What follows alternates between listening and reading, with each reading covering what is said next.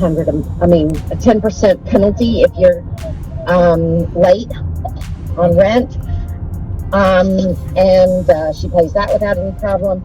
She has never been late 30 days, but she often is in that first, 5 or 10 days of the month. Okay.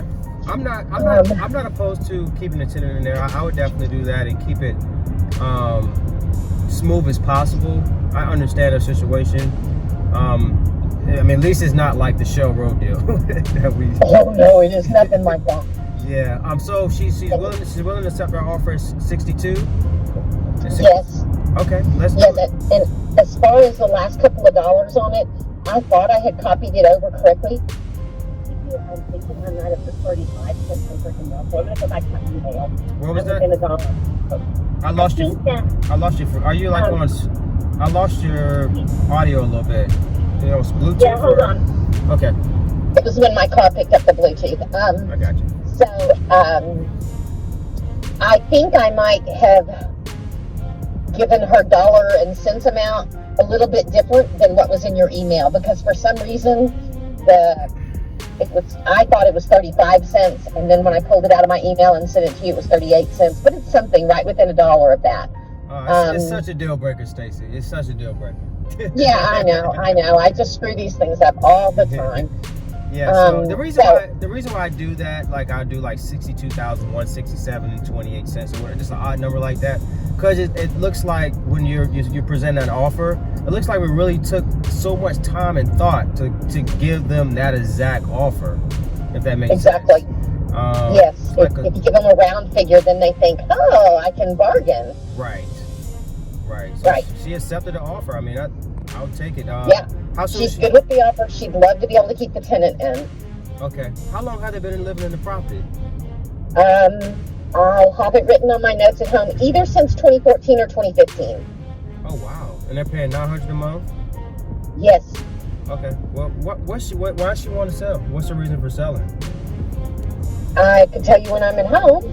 Okay. I believe that this is one of the deals that there are two women's names up at the top of my Pubio screen, and she has power of attorney for it. So I think it's maybe her mom that she has power of attorney for.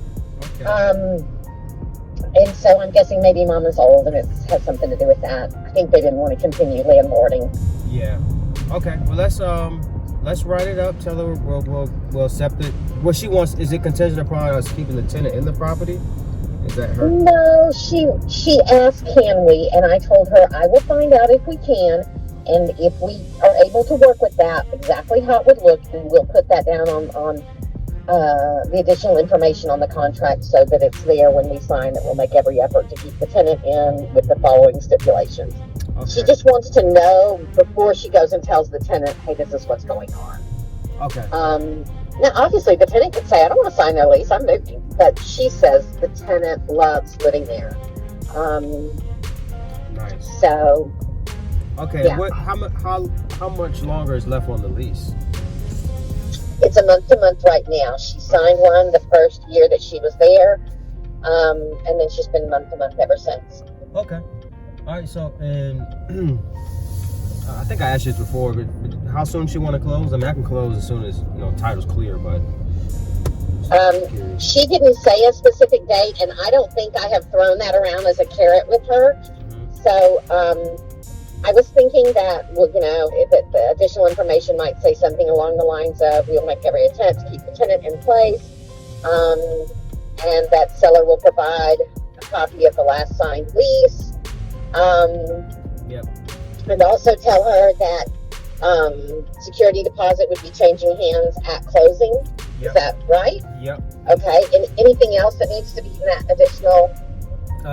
And it would have to pick, because I did dig into it a little bit when you texted me that they accepted the offer.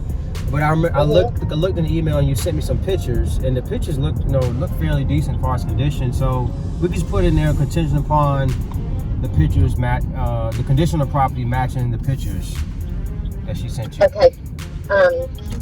Okay. I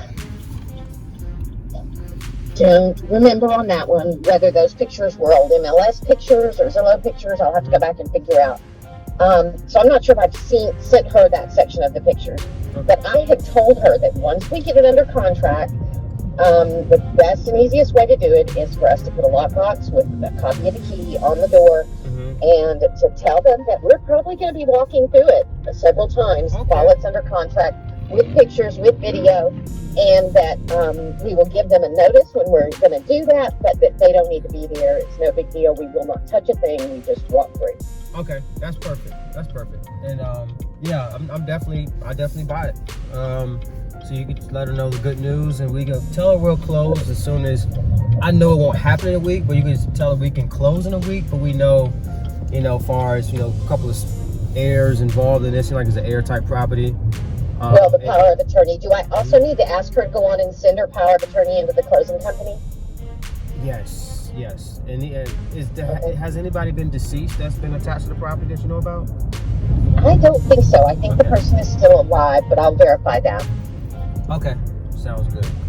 So if they're deceased, we need a copy of the death certificate. If they're still alive, we need the power of attorney. Yes, George he's going to need a copy of all that if that does apply. Okay. Well, she seemed really appreciative of kind of getting all this stuff laid out to her before we get started, so she'd know what was coming. So she's a detailed person, and I'll just give her as many of these and then tell her now there might be a few more surprises.